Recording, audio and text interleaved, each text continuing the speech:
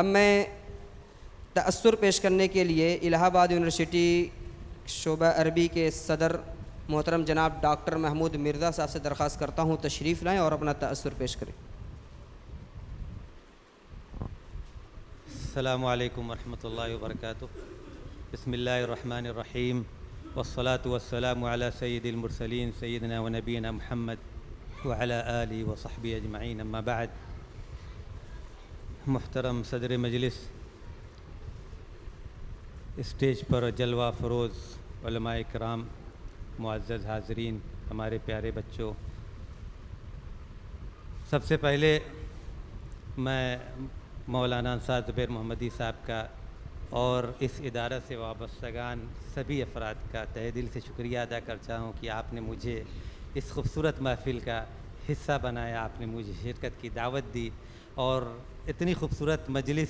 میں شریک ہونے کے اور اسی ابتدائی مراحل میں جانے کی طبیعت تو نہیں کر رہی ہے، لیکن پہلے سے پرر انگیجمنٹ ہونے کی وجہ سے ہمیں تھوڑا جلدی تھی، اسی لیے ہم نے درخواست کی کہ چند باتیں ہم اپنے تاثرات پیش کرتے ہوئے نکل جائیں۔ تو سب سے پہلے تو میں یقین جانیے میں سننا چاہ رہا تھا کہ علماء کرام یہاں تشریف فرما، میں بھی کچھ مستفید ہوتا،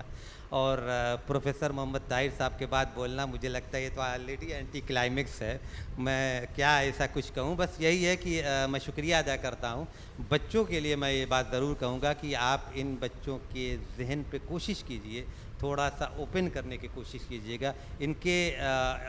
ابھی سے ان کے ذہن میں یہ بات بیٹھائیے کہ اپنا ایک گول سیٹ کریں اور اس گول تک پہنچنے کی کوشش کریں۔ دل میں یہ بھی بات آپ ان کے بیٹھانے کی کوشش کیجئے کہ یہ سماج بہت کچھ آپ سے منتظر ہے، تو سماج کے لیے آپ کو کیا کرنا ہے یہ ابھی سے اپنے دل میں رکھیے، ابھی سے طے کرنے کی کوشش کیجئے، کیونکہ سماج کو یقیناً ایسے ادارے سے فارغ بچوں کی ضرورت ہے، کیونکہ آپ دیکھ ہی رہے ہیں تعلیمی مظاہرے کے نام پر آج کل کیا ہو رہا ہے، وہ آپ سب واقف ہیں، مجھے کچھ کہنے کی ضرورت نہیں ہے۔